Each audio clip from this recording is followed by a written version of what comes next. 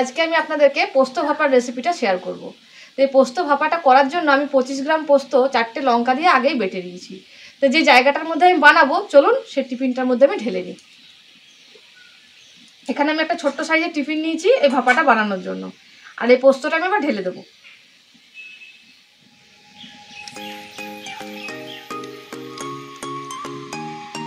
উপর থেকে দিয়ে দিচ্ছি কুচি করে রাখা পেঁয়াজ,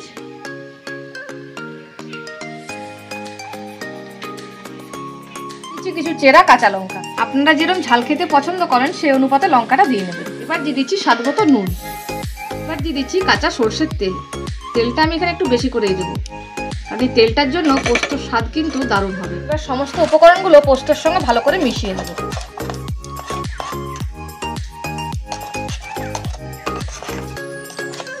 বাঙালি মানেই তো বন্ধুরা আমরা পোস্ত খেতে ভীষণ ভালোবাসি। তা আজকে আমার এই পোস্তর রেসিপিটা অবশ্যই কিন্তু আপনারা একবার বাড়িতে ট্রাই করবেন। এর আগে আমি এই রেসিপিটা দিয়েছিলাম আর সবাই আপনারা ভীষণ পছন্দ করেছেন, তাই এই রেসিপিটা আমি আজকে আবার আরেকবার আপনাদের জন্য বানিয়ে নিলাম। চলুন সবগুলো খুব ভালো করে মিশিয়ে নিয়েছি। পোস্তর বাটি ধোয়া জলটা উপর থেকে দিয়ে দিলাম। জলটা দিয়েও আরেকবার ভালো করে মিশিয়ে নিচ্ছি। আর উপর থেকে টিফিনের ঢাকাটা বন্ধ করে দিলাম। দেখলেন তো বন্ধুরা কত সহজে আমি পোস্তটা টিফিনের মধ্যে রেডি করে নিলাম। চলুন এবার ভাপিয়ে নিই। এখানে কড়াইতে জল দিয়ে দিয়েছি, এবার টিফিনটা আমি বসিয়ে দিলাম। এবার আমি উপর থেকে একটা ঢাকা দিয়ে দিচ্ছি। এই ভাপটাতেই পোস্তটা আমার হয়ে যাবে। যতক্ষণে পোস্তটা ভাপানো হচ্ছে ততক্ষণে চলুন আমি শিম পাতুরিটা বানিয়ে নিই। এই রেসিপিটার জন্য বন্ধুরা দেখুন আমি বেশ বড় বড় সাইজের শিম নিয়ে নিয়েছি। শীতের সবজি বলতে হবে, শিমগুলো দেখতে দেখুন কি সুন্দর, বেশ বড় বড়। এই শিম দিয়ে আজকে আমি আপনাদেরকে পাতুরি করে দেখাবো। শিম পাতুরির রেসিপিটার জন্য শিমগুলো আমি কীভাবে কাটছি আপনারা একবার দেখে নিন। শিমের সাইড থেকে আমি এই শীটটা একটু কেটে নেব।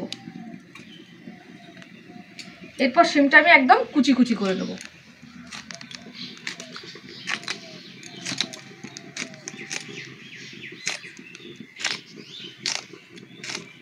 দেখুন এইভাবে একদম আলুর মতো ছোট ছোট করে কুচি করে নিয়েছি।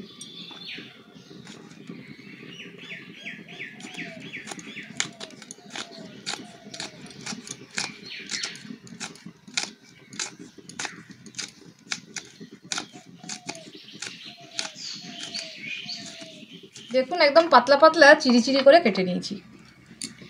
এইভাবে আমি সব শিমগুলো কেটে নেব।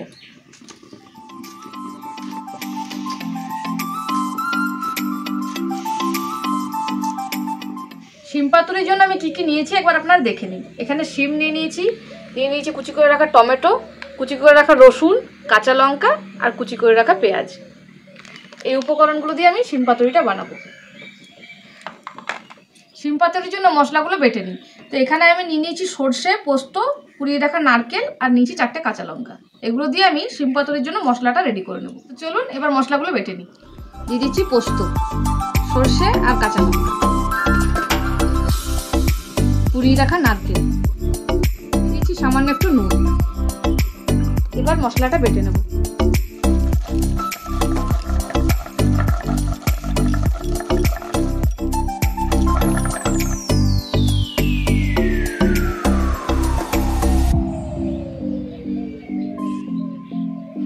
সরষেটা বাটা হয়ে গেছে, এবার তুলে নেব।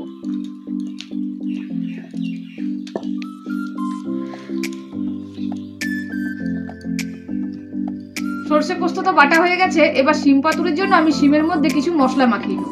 তো চলুন দেখে নিন আপনারা। এবার কুচি করে রাখা শিমগুলো আমি একটা বাটির মধ্যে ঢেলে নিচ্ছি। এবার দিয়ে দিচ্ছি কুচি করে রাখা পেঁয়াজ, দিয়ে দিচ্ছি কুচি করে রাখা টমেটো, দিয়ে দিচ্ছি কিছু চেরা কাঁচা লঙ্কা, দিয়ে দিচ্ছি হাফ চামচ হলুদের গুঁড়ো, হাফ চামচ লঙ্কার গুঁড়ো, হাফ চামচ জিরের গুঁড়ো, হাফ চামচ ধনের গুঁড়ো, 1 চামচ চিনি। এবার দিয়ে দিচ্ছি স্বাদ মতো নুন। এবার বেটে রাখা সর্ষে পোস্তটা ভালো করে মিশিয়ে আমি শিমের মধ্যে ঢেলে দেবো।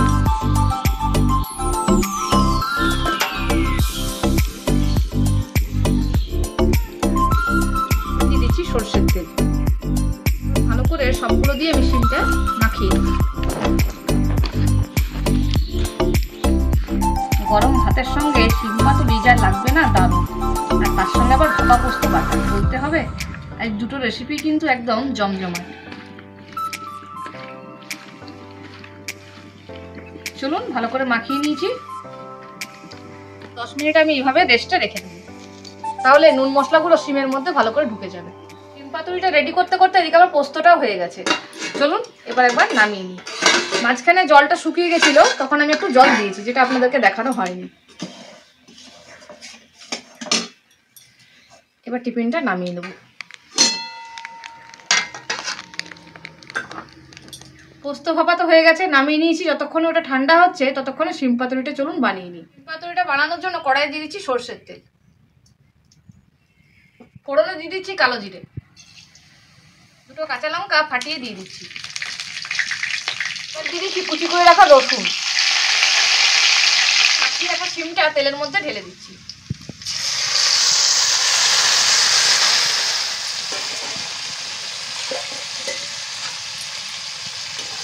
এবার শিমটা ভালো করে আমি কষিয়ে নেব। বন্ধুরা, শিমটাতে কিন্তু আর জল দেওয়া যাবে না। আগের থেকে নুন দেওয়া আছে বলে শিমটা থেকে অনেকটাই জল বেরিয়েছে। আর এই টমেটো আর পেঁয়াজের জলে কিন্তু শিমটা সেদ্ধ হবে, তাই আঁচটা একদম কম রাখবেন। শিমটা আমি একটু নেড়ে পরেই ঢাকা দিয়ে দেবো।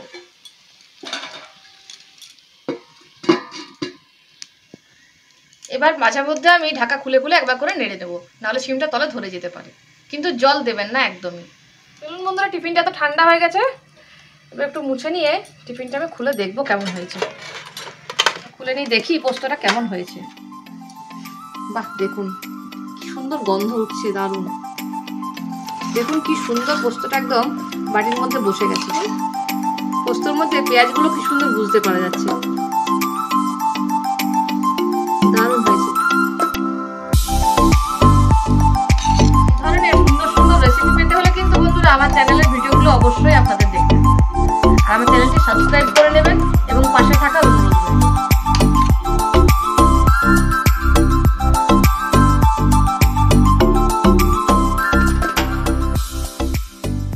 ঢাকাটা খুলে শিমটা একবার নেড়ে নেব।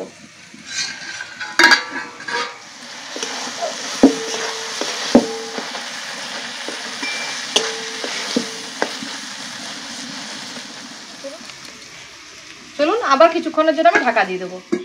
আর আঁচটা একদম কম করে দিচ্ছি, নাহলে পুড়ে যাবে। দেখুন জলটা একদম শুকিয়ে এসছে। এবার উপর থেকে কিছু চেরা কাঁচা লঙ্কা দিয়ে আমি একদম ভাজা ভাজা করে নেব, আর কিন্তু ঢাকা দেবো না।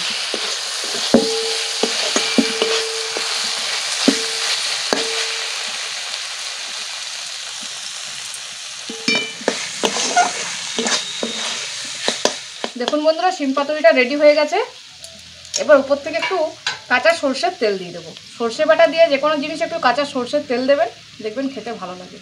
এই রেসিপিটা এত সুন্দর, আপনারা যদি বাড়িতে একবার বানান দেখবেন আপনাদের শিম আসলেই মনে হবে যে আজকে একটু শিম পাতুরি বানিয়ে খেয়ে নিই। দারুণ সুন্দর একটা রেসিপি এবং ভীষণ মুখরোচক। চলুন হয়ে গেছে, এবার নামিয়ে নিই।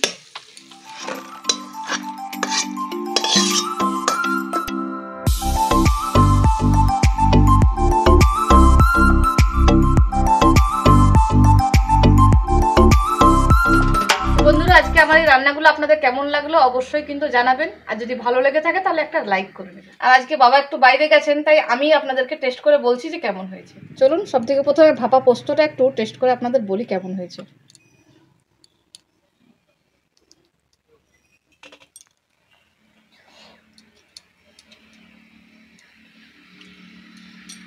দারুণ দারুণ, পুরো ঝাল ঝাল, তারপরে সর্ষের তেলের একটা এত সুন্দর ঝাঁঝ উঠছে যে কি বলবো। পোস্ত তো এরকমই টেস্টি ভীষণ, তার মধ্যে আবার ভাপানো বলতে হবে, দারুণ লাগছে খেতে। শিম পাতুরিটা দিয়ে একটু খেয়ে দেখি কেমন হয়েছে। এটার যা গন্ধ উঠছে এটা তার বলারই দরকার নেই, মনে হচ্ছে দারুণ হবে।